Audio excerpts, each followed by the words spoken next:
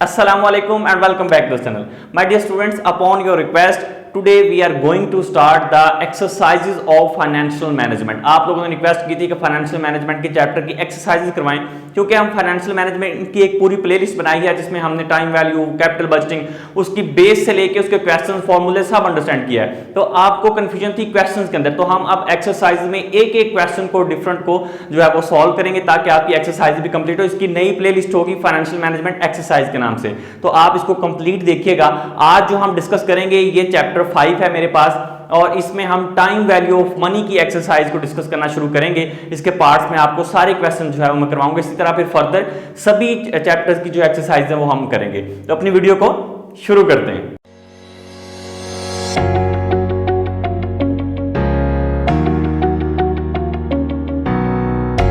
तो time value of money में सबसे पहले नंबर पे एक्सरसाइज में अगर हम आए तो क्वेश्चन हमारे पास आ जाता है जिसमें यूजिंग अ टाइमलाइन को यूज करना है। मैं आपको अब ये बिल्कुल डिटेल नहीं बता रहा कि टाइमलाइन कैसे बनाती, क्योंकि पहले ही लेक्चर में ये मैं बता चुका हुआ हूं।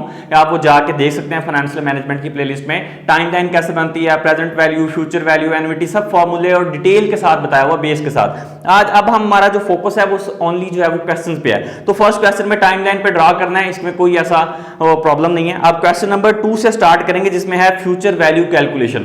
हमें फ्यूचर वैल्यू कैलकुलेशन करनी है। क्वेश्चन आपको आपकी स्क्रीन पे भी नजर आ रहा होगा, इसको आपने नोट कर लेना है ताकि हमें क्वेश्चन सॉल्व करते वक्त इजी हो, आसानी से हम सॉल्व कर लें। क्योंकि मेरे पास बुक है तो आप वहां से इसको नोट कर लीजिएगा, ठीक है। तो मैं पढ़ता हूं क्वेश्चन को। वो कह रहा है कि without referring to the pre-programmed function on your financial calculator, use the basic formula for future value along with the given interest rate and the number of periods and to calculate the future value of $1 in each of the cases shown in the following table। एक table है जिसके अंदर $1 की value find out करनी है और calculator की मदद से फाइंड आउट करनी है। क्यों? क्योंकि वो फैक्टर टेबल के साथ भी हम करते हैं। हम फैक्टर टेबल में तो बहुत इजी है, जहां पे आपको नंबर ऑफ पीरियड्स और इंटरेस्ट रेट होता है तो आप वहां पे वैल्यू देख के उसको लिख देते हैं। तो कैलकुलेटर से हमने उसको सॉल्व करना है, ठीक है। तो cases A, B, C, D हमारे पास केसेस हैं जैसे कि क्वेश्चन नजर आ रहा है। हम क्वेश्चन नंबर 2 है हमारा, यहां हम स्टार्ट करने वाले हैं क्वेश्चन नंबर 2। नंबर 2 में सबसे पहले जो हम स्टार्ट करेंगे वो है हमारे पास केस A, ठीक है। ए केस को हम सॉल्व करेंगे क्वेश्चन नंबर 2 में। केस A के अंदर हमारे पास इंटरेस्ट रेट जो R गिवन है वो है हमारे पास 12%, ठीक है। और नंबर ऑफ पीरियड्स कितने हैं? N हमारे पास गिवन है 2, ठीक है। N गिवन है 2, और जो हमारे पास वैल्यू गिवन है, किसकी वैल्यू फाइंड आउट करनी है हमने? वो basically future value find out करनी है। तो हमें क्या गिवन है? प्रेजेंट वैल्यू, जो कि है $1। हमने बेसिकली $1 की प्रेजेंट वैल्यू को फाइंड आउट करना है, ठीक है। तो सिंपली कैलकुलेटर का हम यूज करेंगे और फॉर्मूला लिखेंगे। सबसे पहले तो ये देख लेंगे फॉर्मूला क्या होता है इसका, ठीक है। तो यहां पे हम सॉल्व करने वाले हैं। यहां मैं लिख देता हूं सॉल्यूशन ताकि आपको इजीली समझ आए। फॉर्मूला होता है फ्यूचर वैल्यू का is equal to present value 1 plus R की पावर जो भी है N, ठीक है। ये हमारे पास है सिंपल वैल्यू को, सिंगल अमाउंट की वैल्यू को फाइंड आउट करने का फॉर्मूला, जो कि हमने $1 की प्रेजेंट वैल्यू फाइंड आउट करनी है। बेस जो है वो दूसरे लेक्चर्स में आप जाकर अंडरस्टैंड कर सकते हैं, ठीक है। तो अभी हम फाइंड आउट करते हैं future value is equal to present value कितनी है? $1। तो $1 यहां पे आ जाएगी।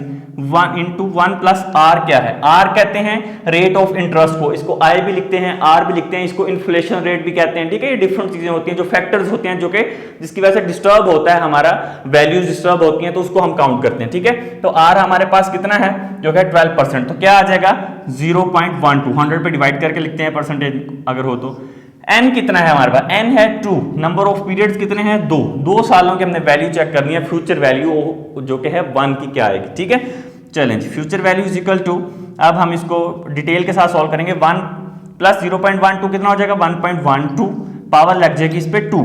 अब हमारे कैलकुलेटर की मदद से 1.12 की पावर निकालेंगे, ठीक है, जो कि आपको पता ही है किस तरह से निकलेगी। Future value is equal to ये आ जाएगी 1 मल्टीप्लाई बाय 1.2544, ठीक है। अब हम इसको 1 के साथ मल्टीप्लाई कर देंगे। ऑब्वियसली जब हम मल्टीप्लाई करेंगे तो हमारे पास आंसर क्या आएगा फ्यूचर वैल्यू का? 1.2544। अब ये क्या आ गई? फ्यूचर वैल्यू आ गई। $1 की 12% इंटरेस्ट रेट पे 2 साल के बाद जो वैल्यू होगी वो क्या होगी?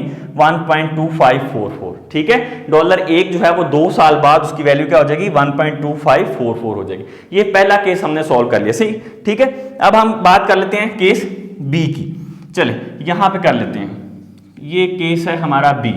हम इसको केस बी में आपके पास जो आर गिवन है वो है 6%, ओके, और एन आपके पास जो गिवन है वो है हमारे पास 3, ठीक है। और फाइंड आउट इसमें क्या करना है, वही प्रेजेंट वैल्यू आपको गिवन है और $1 की आपने वैल्यू फाइंड आउट करनी है और फाइंड आउट करनी है फ्यूचर वैल्यू, ठीक है।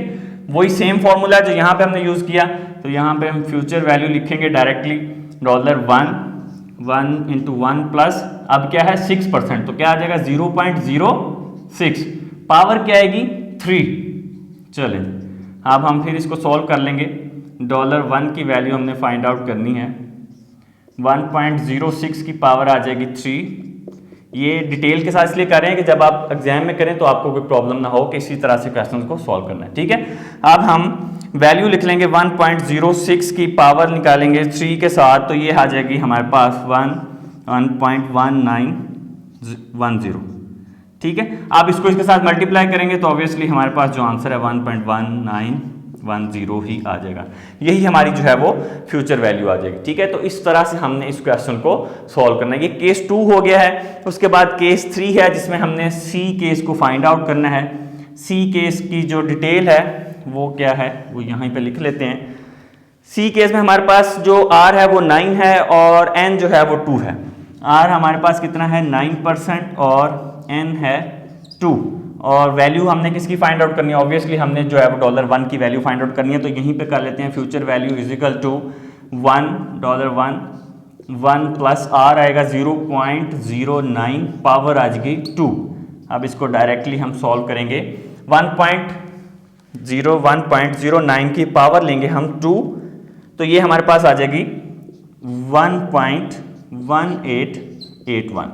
ये इसको इसके साथ मल्टीप्लाई करेंगे तो ऑब्वियसली हमारे पास जो फ्यूचर वैल्यू है वो क्या आ जाएगी 1.1881। ये हमारे पास फ्यूचर वैल्यू आ गई।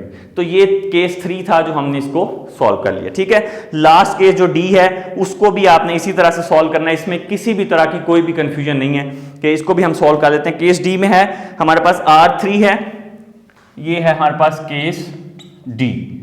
केस डी में R आपको गिवन है जो कि है 3% और n है 3% और n है हमारे पास 4, ठीक है। नंबर ऑफ पीरियड जो है वो $4 की वैल्यू फाइंड आउट करनी है, तो सेम फॉर्मूला लगेगा यहाँ पे। Future value is equal to $1 into 1 plus 0.03 आ जाएगा, पावर आ जाएगी 4।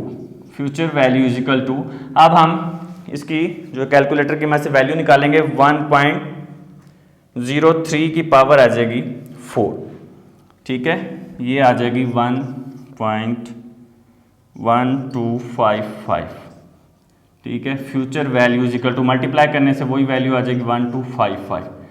ये हमारे पास फ्यूचर वैल्यू आ गई। इन डिटेल और थोड़ा सा स्पीड से मैं इसलिए समझा रहा हूँ ताकि हमने एक तो एक्सरसाइज भी कंप्लीट करनी है, दूसरी वजह ये है कि ये जो इसकी बेस है फ्यूचर वैल्यू प्रेजेंट वैल्यू हम पहले ही डिस्कस कर चुके हैं। तो आपको क्वेश्चंस में इशू आ रहा था, तो मैंने सोचा आपको क्वेश्चंस के भी जो 1 बाय 1 सारे क्वेश्चन हम जो है इस तरह एक्सरसाइज के सॉल्व कर लेते हैं। तो ये एक क्वेश्चन जो है ये मैंने कंप्लीट कर दिया है, क्वेश्चन नंबर 2। आप इसको नोट करें, इसको नोट कर लें अच्छे से, उसके बाद जो है वो हम नेक्स्ट क्वेश्चन करते हैं।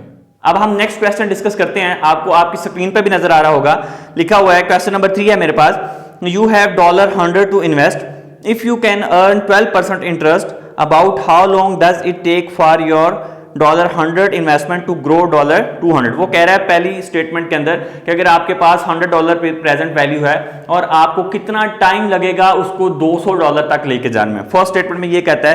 फिर वो कहता है suppose the interest rate is just half that, अगर इंटरेस्ट रेट जो है वो हाफ हो जाए, पहले 12% था अब वो 6% अगर हो जाए, at half interest rate does it take twice as long double your money, क्या इसको उतना डबल टाइम लगेगा उसको ग्रो करने में उस अमाउंट का, अगर इंटरेस्ट रेट हाफ हो जाए तो, ठीक है।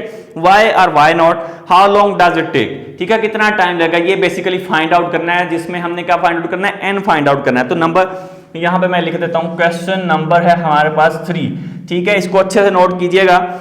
यहां पे हम लिख रहे हैं कुछ चीजें, इसकी जो प्रेजेंट वैल्यू है वो है 100, ठीक है। फ्यूचर वैल्यू उसने बता दी जो कि है 200, ये डॉलर में वैल्यूज है, ठीक है। फिर वो कहता है कि इंटरेस्ट रेट आर जो वो बता रहा है वो है 12%। पहली स्टेटमेंट के अंदर वो ये कहता है कि 12% है, अगली स्टेटमेंट में वो कहता है कि अगर 6% हो जाए तो, ठीक है। पहले हम ये फाइंड आउट करेंगे और एन उसने नहीं दिया जो कि हमें फाइंड आउट करना है, ये हम पहले सबसे पहले फाइंड आउट करेंगे, नेक्स्ट हम बाद में देखते हैं, ठीक है। चलें अब कैसे फाइंड आउट करेंगे, हमारे पास जो फॉर्मूला होता है वैल्यू का वो क्या होता है, future value is equal to present value 1 plus R की पावर है n, ठीक है। ये हमारे पास फॉर्मूला है, इसी से हम क्वेश्चन सॉल्व करते हैं। Let's solve this. अब हमारे पास है प्रेजेंट वैल्यू कितनी है 100 है और फ्यूचर वैल्यू कितनी है 200, तो यहाँ पे लिख देंगे 200 is equal to 100, 1 plus R आपके पास फर्स्ट स्टेटमेंट में कितना कह रहा है 12%, तो 12% हमारे पास क्या आ जाएगा 0.12। एन हमने फाइंड आउट करना है जो कि हमें गिवन नहीं है, ठीक है। चले अब ये जो 100 है ये इधर आके जो है क्या हो जाएगा डिवाइड हो जाएगा, ठीक है। उधर मल्टीप्लाई हो रहा है तो इधर डिवाइड हो जाएगा 100, यहाँ क्या रह जाएगा 1 प्लस 0.12 की पावर n, डिवाइड करेंगे तो क्या आ जाएगा 2 आ जाएगा और इधर क्या आ जाएगा 1.12 की पावर n आ जाएगी। यहां तक आपको सिंपली समझ आ रही होगी। अब हमने क्या करना है, अब हमने लॉग लेना है इसका, ठीक है। तो यहां पे लेंगे लॉग, ये इन डिटेल आपको समझा रहा हूं, ये नहीं कि डायरेक्टली बता दिया और सॉल्व कर दिया, ठीक है। थोड़ा सा लेंथी करके बता रहा हूं जिस तरह से वो है। तो log 2 आएगा और इधर log लेंगे तो ये पावर स्टार्ट में आ जाएगी n log 1.12 हमारे पास वैल्यू आ जाएगी, ठीक है। अब इसका log ले लेते हैं, log लेंगे कैलकुलेटर की में से 2 का, तो ये हमारे पास वैल्यू आएगी 0.3010।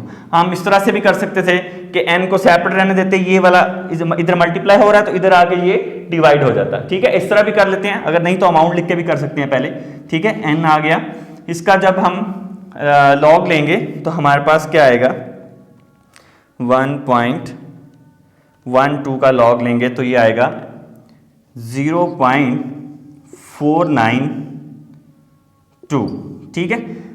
0.0492, ठीक है। अब हम क्या करेंगे, n है हमारे पास और ये 0.3010, ये इधर आके डिवाइड हो जाएगा तो ये 0.0492 आ जाएगा। अभी हम इसको डिवाइड कर देते हैं, 0.3012 डिवाइड बाय 0.0492, ये हमारे पास आ गया n इज इक्वल टू 6.1178 आ रहा है। तो ये ऑलमोस्ट जो है वो 11 मंथ बन रहे हैं, तो ये ऑलमोस्ट कितना बन जाएगा 7 ईयर्स बन जाएंगे। ये हमने फाइंड आउट करना था, हमारा क्या वैल्यू आ गई 7 ईयर्स हमने फाइंड आउट कर लिया। मीन्स टू से दैट कि अगर वो उसको अपनी $100 की इन्वेस्टमेंट को 200 पर लेके जाना है 12% इंटरेस्ट रेट पे, तो उसको कम अज कम जो है वो ऑलमोस्ट 7 ईयर्स लगेंगे कि वो अपनी इन्वेस्टमेंट को डबल कर सकता है। पहली स्टेटमेंट में हमने ये चीज फाइंड आउट करनी थी, कर ली। अब यहां पे दूसरी स्टेटमेंट में आ जाए, वो कहता है कि अगर आर आपको सपोज कर लेते हैं, सपोज आर जो है वो हमारे पास हो 6%, ठीक है। तो तब कितना टाइम लगेगा इसको जो है वो डबल करने में, तो यहां पे आ जाए same formula, future value is equal to present value 1 plus R की पावर है n, ठीक है। अब फिर से सॉल्व करेंगे, 200 100 1 प्लस आर अब कितना हो गया 6%, तो 0.06। नंबर ऑफ ईयर्स कितने, यही तो हमने फाइंड आउट करने हैं जी, ठीक है। तो चलें, ये 200 divide by 100 is equal to 1 plus 0.06 की पावर n। अब इसको डिवाइड करेंगे तो ये कितना आ जाएगा 2, ठीक है। और यहाँ पे क्या आ गया 1.06 पावर n। अब log लेंगे उसी तरह से, log 2 1 यहाँ पे भी n आ गया, n log 1.06 आ गया, ठीक है। अच्छा, अब दूसरी तरह भी करके देख लेते हैं, ये देखें n इधर अगर आ गया, ठीक है, तो log 2 डिवाइडेड बाय log 1.06, ठीक है। इस तरह से भी कर लें, सेम वही बात आ जाएगी, ठीक। तो अब n इज इक्वल टू, अब ये log 2 का log लेंगे, ठीक है, जो कि हमने पहले भी लिया था, वो आया था 0.3010, 0.3010। log 1.06 लेना है अब हमने 1.06, तो ये हमारे पास आएगा 0.0253, ठीक है, ओके, ठीक है। अब हम इसको जो है वो डिवाइड कर लेते हैं, 0.3010 डिवाइडेड बाय 0.0253, 0.0253।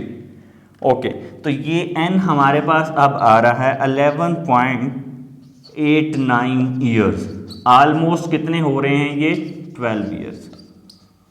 ठीक है, अब हमारा आंसर क्या है? 12 ईयर्स, ऑलमोस्ट 12 ईयर।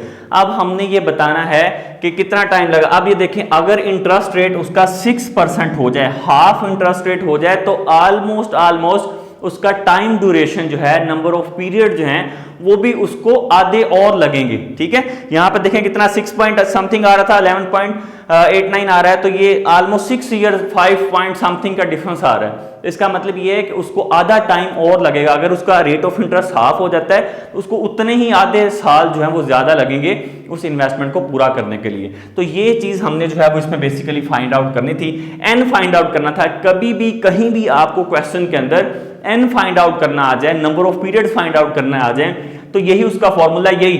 अच्छा, सपोज करें कि अगर आपको एन फाइंड आउट करना आ जाता है और आपको कैलकुलेटर से नहीं फाइंड आउट करना, फैक्टर टेबल से फाइंड आउट करना, तो ये तो बहुत ही आसान है। ठीक है, किस तरह से होगा कि ये देखें यहां तक प्रोसेस, ठीक है, ये 2 आ गया था। ठीक है, और आपको ये पता है कि आपको इंटरेस्ट रेट कितना गिवन है?